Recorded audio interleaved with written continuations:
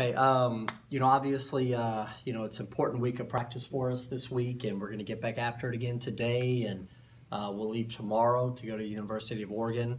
We'll have a Friday, Saturday, Sunday series against those guys, and it's going to be an extremely competitive series. It's going to be a opportunity for us to get out on the road and kind of go see what we're made of, and kind of take our show on the road a little bit, and go get in a hotel, go get a practice in out there, and go get 3 games this weekend against outstanding competition. The University of Oregon, we know, is going to pitch it extremely well. They're going to defend at a high level. They're kind of your traditional West Coast baseball team, where they're going to bunt, they're going to run, they're going to put pressure on the defense. They're going to do all those kind of things where they're going to try to create runs, make you handle the baseball, put pressure on you. And so obviously it'll be a tremendous challenge for us on the infield. It'll be a tremendous challenge for us on the mound and behind the plate. And we're excited to get out there and go play and kind of go see what we're made of outside of Dudy Noble Field. And it's going to be a great trip for us, outstanding competition, and one we're really looking forward to the challenge and playing those guys. When do you intend to set the pitching rotation? Well, what we're going to do is kind of made a decision. Right now, we're going to go with Connor Pilkington on Friday, and we're going to go with Peyton Plumley on Saturday. And then Sunday is we're just going to TBA on Sunday right now. There's several things that I've kind of got going on in my mind right now in terms of just trying to do things to strengthen the back end of the ball game right now for us. Graham Ashcraft is going to be kind of in a floating type of role right now, where if we have an opportunity to win Friday and an opportunity to win Saturday, you might look for Graham to be able to come out of the bullpen for us on a Friday or Saturday in a 3-game series, where all of a sudden now your back end of the bullpen becomes really strong when you start talking about a 3-headed monster with Graham Ashcraft, Spencer Price, and Riley Self. And that's kind of what the benefits of a 3-game weekend is going to allow us to do. We're going to leave that Sunday TBA and just see where we're at on Sunday. See who we've used Friday or Saturday, knowing that Graham Ashcraft can certainly go out there and start on Sunday, and he's had 2 really good starts for us, 2 quality starts. His last start was outstanding last Saturday, and him not starting Friday or Saturday has 0 indication on what he has done. It's more of a promotion for him, to where I have the confidence in Graham that I know I can bring him out of the bullpen and go and attack guys and bring a 96 to 98 mile an hour fastball out of the pen with a really sharp slider, and just be able to shorten the game on a Friday or Saturday with a Pilkington and a Plumley starting. So we've got several options. Everything that we're going to be able to do this weekend, it has the full, the full priority of strengthening that bullpen to keep the score down and just continue to get better and better on the mound. Do you have any updates on Ryan Rigby and what's Blake Smith's situation? We're still reviewing. Blake saw the doctor the other day, and they're reviewing his MRI right now on his elbow. There's nothing to announce as of yet with Blake, other than there is something going on with his elbow right now, and he's going to be down for the foreseeable future. So I would just expect us to move forward with Blake without Blake for the time being. I don't know how long that's going to be, guys. It might be a couple of weeks. It might be an entire year. But I know we're going to be without Blake for the foreseeable future. And Rigby? Ryan is also dealing with some injuries right now. Ryan has a groin injury that basically bothered him all fall, really limited him in the fall. I think he was really only on the mound 2 or 3 times the entire fall, and it was very early back in September. He was shut down, tried to rehab it, tried to see some doctors, find out what was going on, came back after Christmas feeling good, started throwing bullpens again. That same groin issue started bothering him again. He got through it, was able to make 1 appearance this year, where he certainly threw the ball fine, and then the groin was bothering him again the next morning when he woke up and could barely walk. So we have to find out what's going on with him.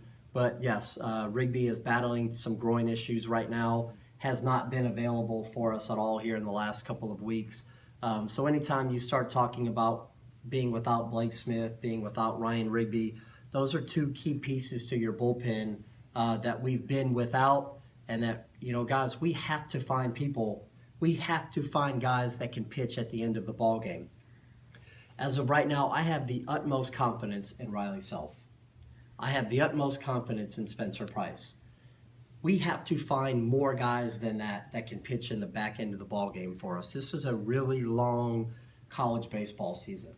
And if I keep going to the whip with Riley Self and Spencer Price 3 times on a weekend to go get games where we're able to hold a lead and go beat Morehead State or go beat Marist, then all of a sudden we're going to get into SEC play 2 or 3 weeks from now, and I'm going to need to bring Spencer Price out of the bullpen or bring Riley Self out of the bullpen, and those guys are going to be on fumes halfway through the season. So it's really important for us as a team right now to develop guys on the mound to where we don't have to keep going to Spencer Price and Riley Self every single time we get a lead in the second weekend of the season. This is a long season, and we're going to need those guys' bullets in SEC play, the back end of the season, and we need those guys fresh when we need them in SEC play. So it's important for us to develop more guys than just those two that we know can go out and get people out right now. And those other guys have to pitch, and we need those guys to rise up. We need those guys to step up to the occasion and go get outs.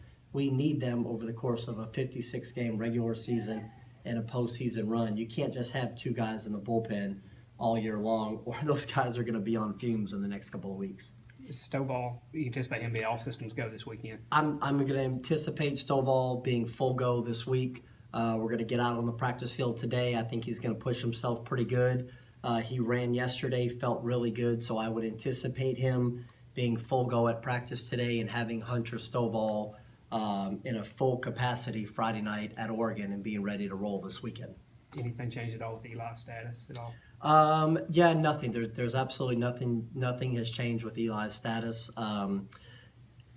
We will readdress Eli's situation after we return back from Oregon. So he won't be with us at all this week, and it's kind of a week-to-week thing with him.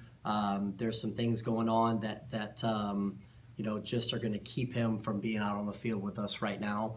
And so he needs to kind of take care of his responsibilities and priorities away from the field, in the classroom, off the field. And then when we kind of feel like as a staff and as a team he's ready to return to the baseball field again, we will readdress that situation. Certainly Eli's an extremely talented young player. We could certainly use him, obviously, behind the plate, but it's bigger than baseball. It's more important than baseball. There's things that he needs to do to earn his way back out on the field with us. Seems like the top half of the order is a little more settled than the bottom half. What do you need to see from those guys batting 6, 7, 8? I think you're talking about some really young players in college baseball that are hitting in the back half of the order.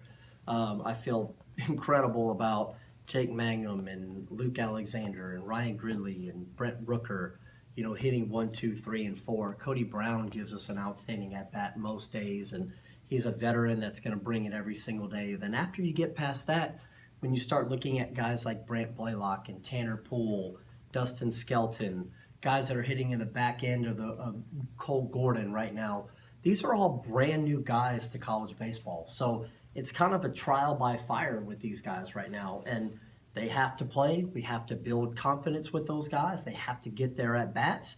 Until they really start to get themselves going offensively, I need those guys to play at a really high level defensively. I need Tanner Poole and Brant Blaylock to make every play in the outfield.